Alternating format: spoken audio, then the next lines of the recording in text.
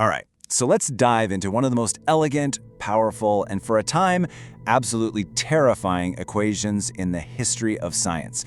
This is the story of how a very strange young man revealed a hidden half of our universe and pretty much horrified all of his colleagues in the process. So picture this. It's 1928. A quiet, unassuming physicist gives a lecture. And that, quote, the saddest chapter in modern physics. That's the reaction from Werner Heisenberg. This isn't just anybody. This is one of the founding fathers of quantum mechanics. And he wasn't just disappointed, he was genuinely in despair. So you have to ask, what on earth did this guy say? What kind of theory could possibly make the world's most brilliant physicists want to just give up? Well, to understand their horror, we first have to get a handle on the monumental problem that he was trying to solve. And yeah, that moment, it really became known as the saddest chapter, sending these huge shockwaves through the physics community.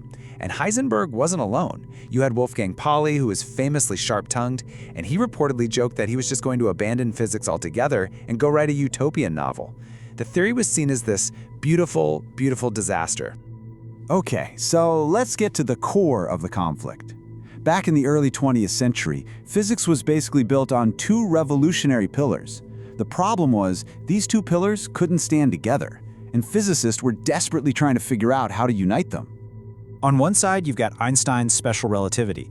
This describes the universe of the really big and the really fast, where space and time kind of merge together into space-time. And on the other side, you have quantum mechanics, with all its bizarre, probabilistic rules that govern the world of the very, very small.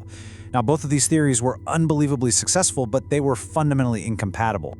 And look, this wasn't just some abstract philosophical problem. This had real consequences. The main tool for quantum mechanics, the Schrödinger equation, it just breaks down when things get fast. For heavy elements like gold, the electrons are whipping around the nucleus so quickly that you absolutely need relativity. And without it, the equation gets things completely wrong. It predicts that gold should look silver and that mercury should be a solid at room temperature. So yeah, something was clearly missing. So, the solution seems pretty straightforward, doesn't it? Just take the quantum equation and make it relativistic. You just, plug in Einstein's famous energy-momentum relation. Easy enough. And that's exactly what several physicists did. Guys like Oscar Klein and Walter Gordon, they independently came up with what we now call the Klein-Gordon equation. And for a moment there, it really looked like the problem was solved. But it had a problem, a really, really big one. Because of the way the math shook out, the equation allowed for things like negative probabilities. I mean, just think about that for a second. What does it even mean for the chance of finding an electron somewhere to be negative 20%? It's complete and utter nonsense. And the young physicist from the start of our story, Paul Dirac, he saw this fatal flaw immediately. He just dismissed it as physically nonsense and was absolutely convinced there had to be a better, more beautiful answer out there. And this brings us right back to Dirac himself, a man who is obsessed with mathematical beauty, and by all accounts, a profound oddball. I mean, his colleagues literally called him the strangest man. They joked that he spoke so little that they invented a new unit of measurement in his honor, a Dirac, which meant 1 word per hour. But the most important thing to know about him is that he believed, truly believed, that the laws of nature had to be expressed in beautiful mathematics, even if the experimental data wasn't there to back it up yet. So he just started over from scratch. He used a simpler, linear kind of equation to avoid that whole negative probability problem. But he hit a wall. Normal numbers just wouldn't work. He needed a strange kind of math where the order you multiply things in actually matters, where A times B is not the same as B times A. And then he had this incredible stroke of genius. He could use matrices, basically grids of numbers, to make it all fit together perfectly. And this was the result, the Dirac equation. It was just breathtakingly simple to look at, but somehow it perfectly contained all of special relativity and all of quantum mechanics for the electron. This was a total triumph of his philosophy, that mathematical beauty points directly to the truth. So the equation was this incredible success, but it held a dark secret inside, its elegant structure.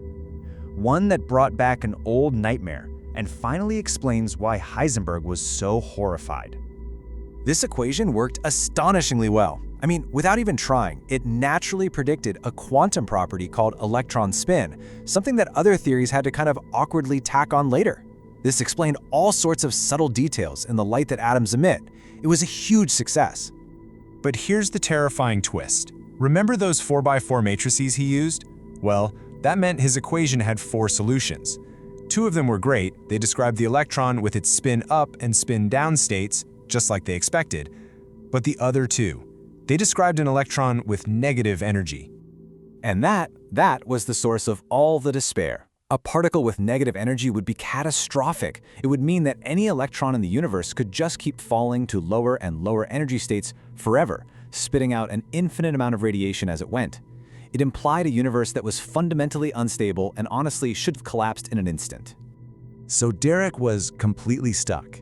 He had this beautiful equation that worked wonders, but it also predicted a total physical impossibility. He had to find some way to rescue his creation. For 3 years, he defended his equation.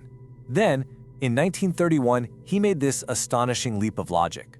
He said, what if these solutions aren't negative energy at all? What if they represent a completely new type of particle? One with the same mass as an electron, but the exact opposite, positive charge. And he decided to call it the anti-electron. Now, this was pure theory. It was a wild guess he made just to save his math.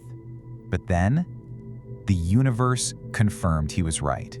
Just 1 year later, a physicist named Carl Anderson was studying cosmic rays, and he found a particle track that looked exactly like an electron, but it curved the wrong way in his magnetic field. He had discovered Dirac's anti-electron, which he called the positron. And this is really the profound takeaway from all of this. Dirac wasn't just trying to fit data. He was on this almost artistic quest for mathematical elegance. And by trusting that the universe must be beautiful at its core, he didn't just solve a problem. He predicted an entire new half of reality: antimatter. You know, the modern view, which was developed by physicists like Richard Feynman, is even more mind-bending. Those negative energy solutions, we now interpret them as antiparticles that are moving backward in time. It sounds like something out of science fiction, but it's a strange and mathematically perfect way to describe the world that Dirac uncovered. But Dirac's amazing discovery left us with an even deeper puzzle. The Big Bang should have created equal amounts of matter and antimatter. And when those two meet, they should have just annihilated each other, leaving behind a universe filled with nothing but pure light. But that's not what happened. We're here. So, where did all the antimatter go? That remains one of the greatest unsolved mysteries in all of physics.